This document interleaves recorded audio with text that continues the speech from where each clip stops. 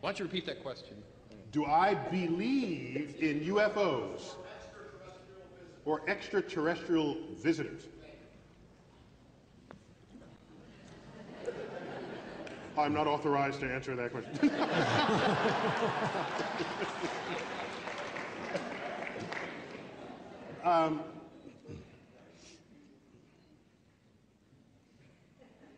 Where shall I begin? UFO. First, remember what the U stands for in UFO. Now, there's a fascinating frailty of the human mind that psychologists know all about, and it's called argument from ignorance. And this is how it goes. You ready? Somebody sees lights flashing in the sky. They've never seen it before. They don't understand what it is. They say, a UFO. The U stands for unidentified. So they say, I don't know what it is. It must be aliens from outer space visiting from another planet. Well, if you don't know what it is, that's where your conversation should stop. You don't then say, it must be anything. Okay?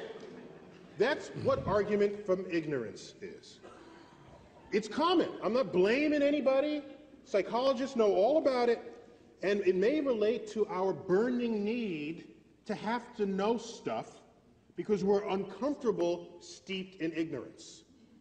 You can't be a scientist if you're uncomfortable with ignorance, because we live at the boundary between what is known and unknown in the universe. Unlike what journalists write. You ever see journalists? Any journalists here? You go to journalists. You go to journalists. All articles about science discoveries begin. Scientists now have to go back to the drawing board. As though we're sitting up in our office, you know, masters of the universe. It's like, oops, somebody discovered something. No, we're always at the drawing board. If you're not at the drawing board, you're not making discoveries. You're something else. So, the public, it appears, seems to have this burning need to have an answer to what is unknown. And so you go from an abject statement of ignorance to an abject statement of certainty. So, that is operating within us. Let's start there. Second, we know, not only from research in psychology, but simple empirical evidence in the history of science, that the lowest form of evidence that exists in this world is eyewitness testimony. Which is scary because that's some of the highest form of evidence in the court of law. But we know from second grade. Where's my guy from second grade? Get up to the microphone for a minute. Grab the microphone. Grab the microphone. In your classes, have you done the famous experiment where you play telephone and you line up all your kids in class and one person starts with a story and then you hear it and you repeat it to the next person and the next person? Have you done that in class yet? Yes. You've done that experiment? Because what happens by the time you get to the last person and they retell the story? What happens? It's like completely different. It's completely different. Completely different, okay?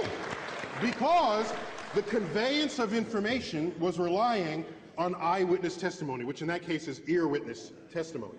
And so, thank you. So we know that. So he knows it. He's in second grade. All right. So, actually he should be in 12th grade as we've established. So now, it wouldn't matter if you saw a flying saucer.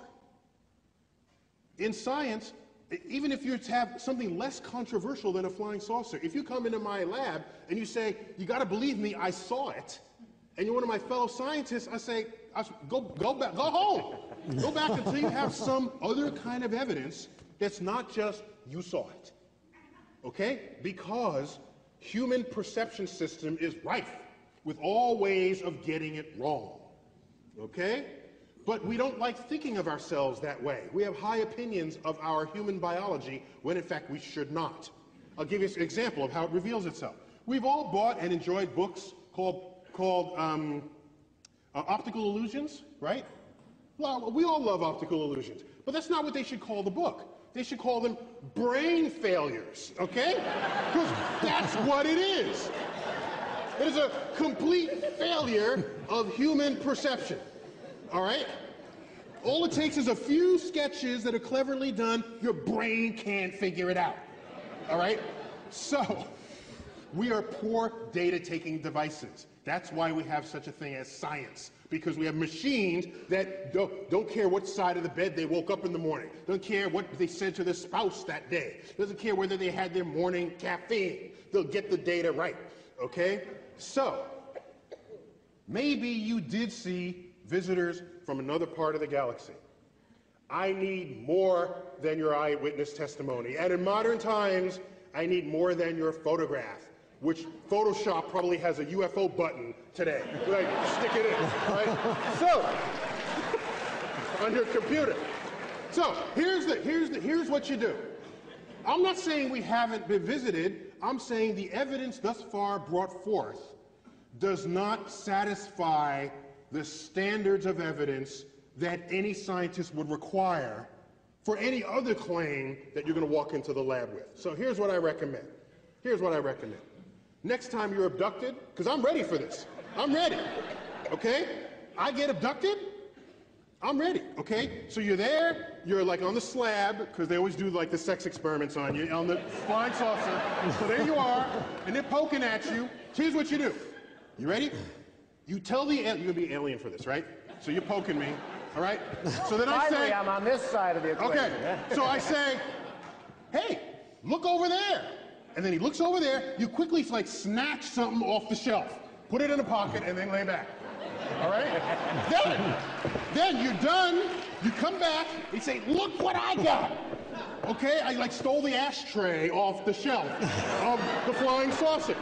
And then you bring that to the lab. And it's not about eyewitness testimony at that point, because you'll have something of alien manufacture. And anything you pull off of a flying saucer that crossed the galaxy is going to be interesting, okay?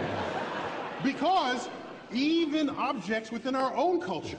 I got this device here, okay, the iPhone. 10 years ago, they would have resurrected the witch-burning laws had you pulled this thing out, okay?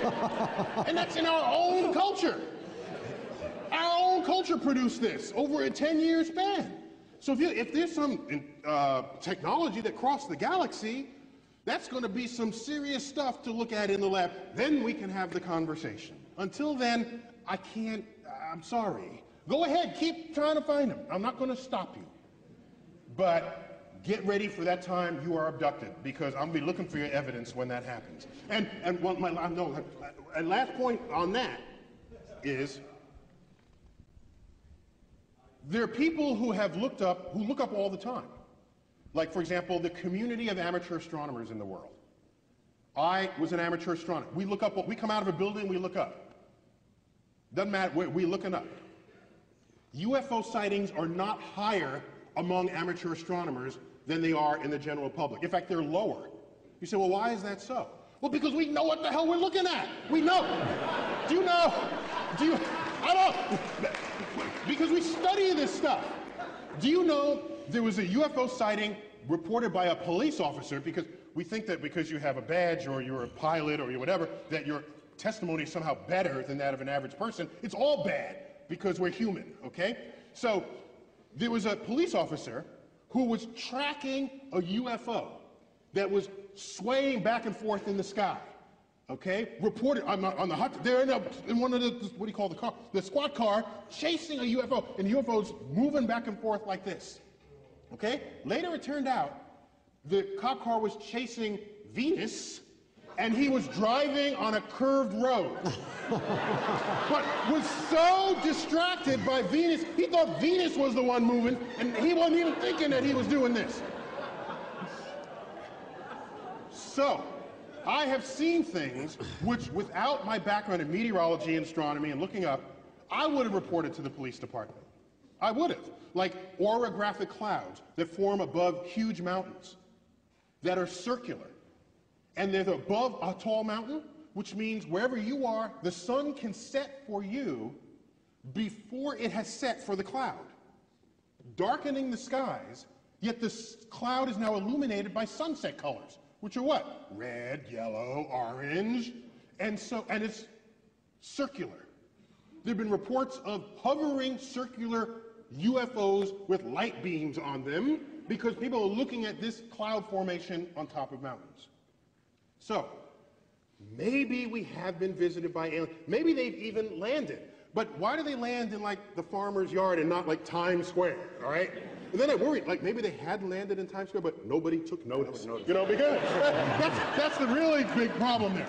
And so, there's a huge answer to it, because there's a lot built into it. So, here's another concern I had. Oh, you said about movies earlier? Remember Close Encounters of the Third Kind? Absolutely. Remember that? And the aliens come in this big flying saucer? Sure. Okay? And what do? We turn on runway lights for it. I'm thinking, flying saucers don't need runway lights. They're flying saucers, for goodness sake. If you put a bullseye or something. You did need them when we landed on the moon. Don't put runway lights for this thing. Then, well, you go to Roswell and there's like crashed flying saucers. I'm thinking, if the alien came across the galaxy and couldn't land a damn spaceship, I don't want to meet the aliens. They're stupid aliens, all right? You at least land on Earth, for goodness sake. Don't tell me you came across the galaxy, you can't land on Earth. Go home. Bring me somebody who can, then I'll have the conversation. Anyhow, so those are my opinions on the subject.